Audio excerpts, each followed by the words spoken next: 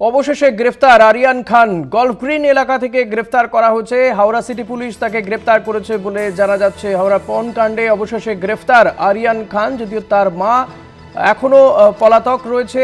Howrah city police তাকে গ্রেফতার করেছে। যে ছবি আপনারা দেখতে পাচ্ছেন, গলফ গ্রিন এলাকা থেকে গ্রেফতার। হাওড়া সিটি পুলিশ এই আরিয়ান খানকে গ্রেফতার করেছে। পণ কাণ্ডে গ্রেফতার আরিয়ান খান, যদিও তার মা এখনো পলাতক রয়েছে। গলফ গ্রিন এলাকা থেকে গ্রেফতার এই আরিয়ান খান। হাওড়া সিটি পুলিশ তাকে গ্রেফতার করেছে বলে জানা যাচ্ছে। অবশেষে গ্রেফতার আরিয়ান খান, যদিও তার মা এখনো পলাতক রয়েছে। পণ কাণ্ডে গ্রেফতার আরিয়ান খান। গলফ গ্রিন এলাকা থেকে গ্রেফতার করা হয়েছে এই আরিয়ান খানকে। হাওড়া সিটি পুলিশ তাকে গ্রেফতার করেছে বলে জানা যাচ্ছে।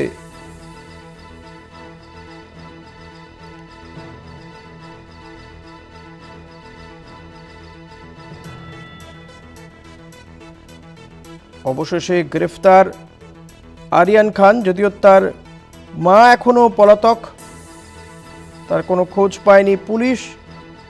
গলফ গ্রিন এলাকা থেকে গ্রেফতার করা হয়েছে বলে জানা যাচ্ছে।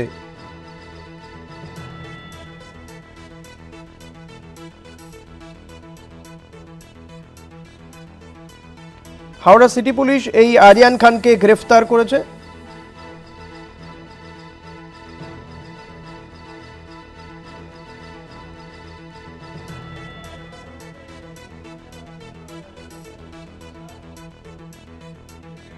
অবশেষে গ্রেফতার পণ কাণ্ডে গ্রেফতার আরিয়ান খান। গলফ গ্রিন এলাকা থেকে গ্রেফতার করা হয়েছে।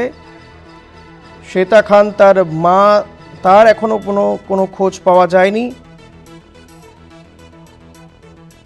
পণ কাণ্ড এবং হাওড়ায় তরুণী নির্যাতনে অন্যতম অভিযুক্ত, তাকে গ্রেফতার করা হয়েছে কলকাতার গলফ গ্রিন থেকে। রিয়া মাঝি রয়েছেন আমার সঙ্গে সরাসরি নিউজরুম থেকে। রিয়া, এই যে আরিয়ানকে গ্রেফতার করা হলো গলফ গ্রিন থেকে, তার মায়ের এখনো পর্যন্ত কোনো খোঁজ পাওয়া যাচ্ছে না। পুলিশ কি বলছে এবং আরিয়ানের থেকে কি কোনো কিছু উদ্ধার করা হয়েছে, কি জানা যাচ্ছে, কিভাবে তার সন্ধান পেল পুলিশ?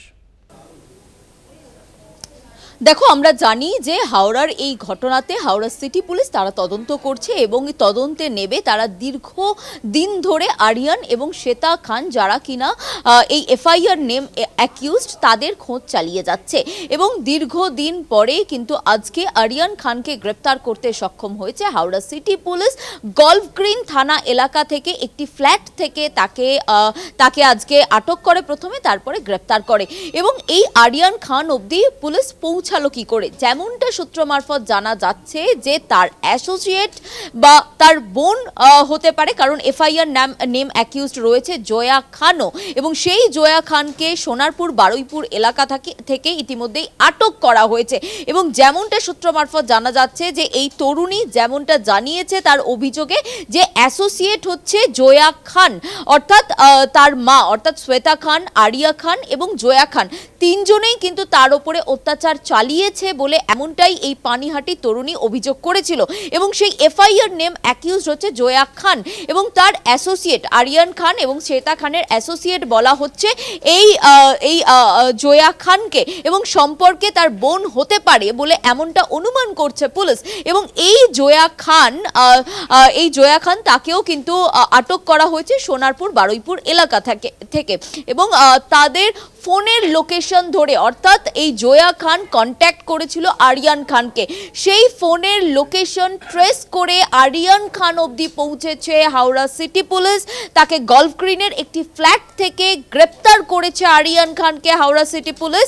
এবং ইতিমধ্যে শ্বেতা খান, অর্থাৎ এদের মা, এই শ্বেতা খানকে কিন্তু হন্যে হয়ে খুঁজছে এবং তার কারণের জন্যই কিন্তু ভিন রাজ্যে পালিয়ে যেতে পারে এই শ্বেতা খান। সেই কারণের জন্যই বিহারে অর্থাৎ ভিন রাজ্যে গিয়েছে হাওড়া সিটি পুলিশ বলে এই শ্বেতা খানের খোঁজে বলে এমনটাই সূত্র মারফত জানা যাচ্ছে। এবং বেশ কয়েকটি জায়গা, কারণ 3টে টিমে ভাগ করা হয়েছে হাওড়া সিটি পুলিশকে, তারা বিভিন্ন জায়গায় কিন্তু এই তল্লাশি অভিযান চালাচ্ছে। এবং যেটা মেন পিও অর্থাৎ প্লেস অফ অকারেন্স, যে পানিহাটি তরুণী যে অভিযোগ করেছে, তিনি বলেছেন যে তাকে চাকরির টোপ দিয়ে আরিয়ান খান ফেসবুকের মাধ্যমে তার সাথে পরিচয়, এবং সেখানেই চাকরির টোপ দিয়ে তাকে নিয়ে যায় তার বাঁকড়ার বাড়িতে এবং সেখানে তাকে ব্লু ফিল্মে কাজ করাতে বাধ্য করে।